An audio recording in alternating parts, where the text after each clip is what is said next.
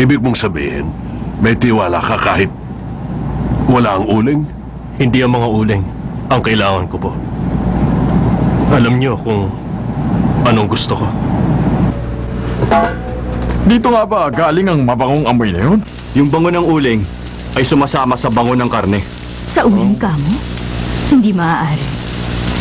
Ang bunang Jung kahit kailan hindi tayo binigo.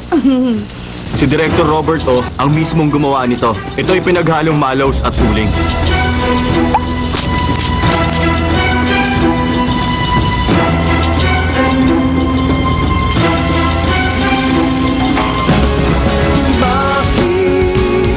Kahit na nasasaktan, lumalapit pa rin sa'yo't nagmamahal. Tinitiis ito, mahalin mo lang ako. Bakit?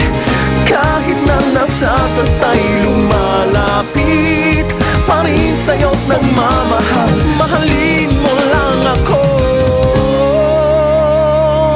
Bakit? Kahit na nasasaktan, lumalapit pa rin sa'yo't nagmamahal. Nalanghap ko ang bango nito nung binaliktad mo yung karne. Ang galing naman ito. Alam nyo, nabasa ko rin ang tungkol dito noon. Pero hindi ko akalaing totoo pala ang sikretong ito, ha? Hindi ako makapaniwala sa aking nakita. Kahanga-hanga. Sige na po, maaari nyo na pong tikman. Oo nga. Ayan po, titikman na nila ang karne.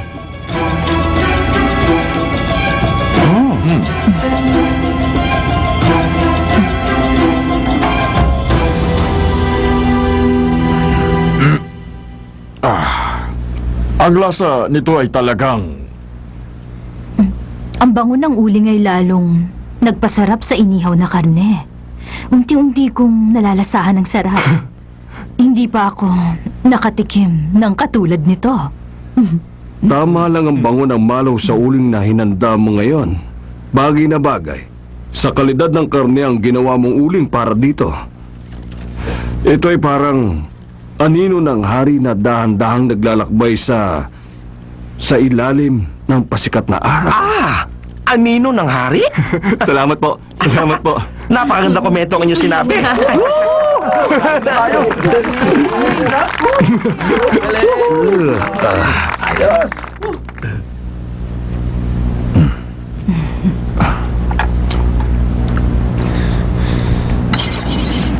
At ngayon, ang Deji naman. Wow! Para ako nasa harap ng pugon. Ang lakas ng apoy na dulot nito. Buhay na buhay ang apoy nito at kinukontrol nito ang temperatura. Oo nga. Kakaiba talaga, hindi ba? Oo.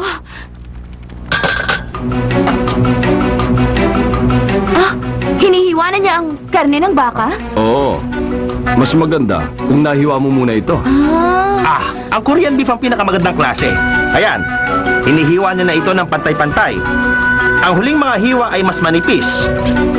Teka sandali, ikaw din ba ang gumawa ng mga uling na ito? Tama ba ako? Opo. Gawa po yan mula sa isang oak tree sa bundok. Tama. Magandang klase ang uling na nakuha niya. Magaling, Patrick. Napakahusay mo talaga.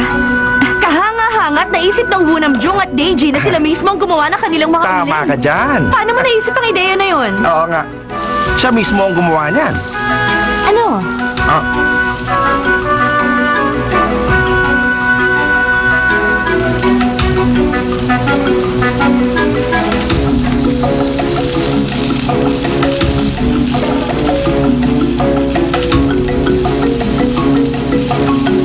Bakit?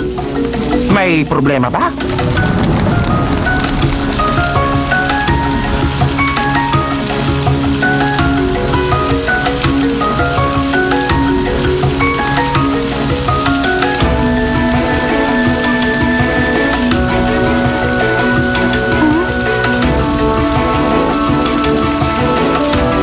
Hindi lamang mga kamay ang ginagamit sa pagluluto. Buksan mo ang iyong mga tenga. Gamitin mo ang pandinig mo at mag-isip ka. Hulihin mo ang pinakamasarap na lasa.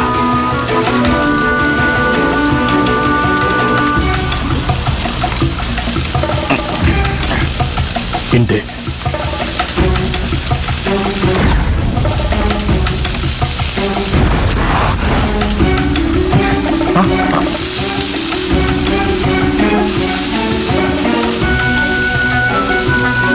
Binaliktad niya ang karne. Ang galing.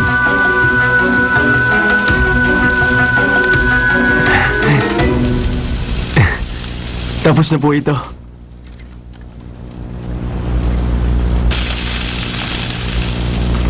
Magaling. Kahanga-hanga ang ginawa niya. Mahirap ang bagay na yon, ha?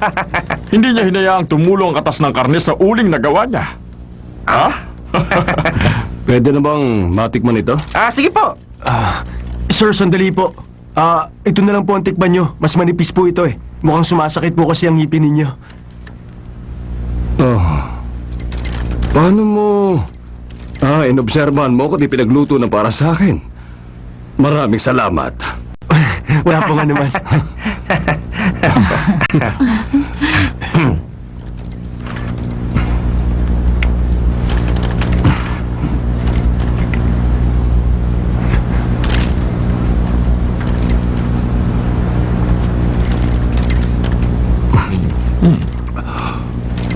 Napakalambot nitong inihaw na ginawa mo para sa kompetisyon na ito. Nalalasahan ko ang linamnam nito sa aking bibig hanggang sa aking lalamunan. Ito ang pinakamasarap sa lahat. Kailanman hindi ko ito makakalimutan. Salamat po! Ayos! Panalo tayo! Pagaling, ha?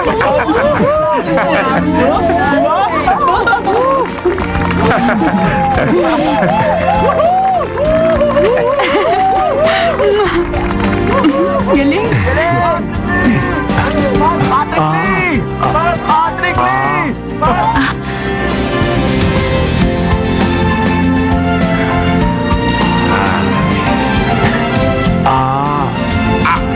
Ipinanganak siya para maging isang chef.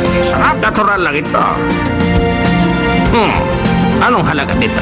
Hindi naman niya ako dadalawin. Para man lang makita niya ako dito ngayon.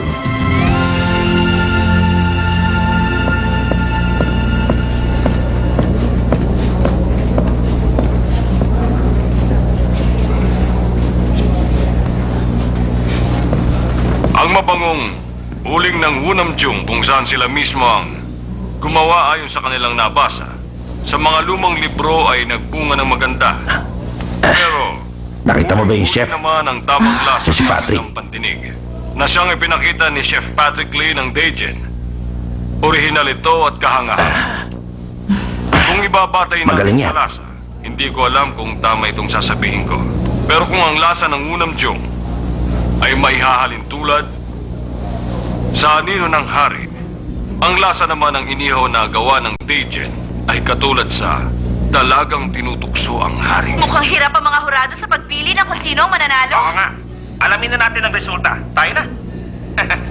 Ipapaalam na namin sa inyo ang resulta ng ikatlong round ng paligsahan.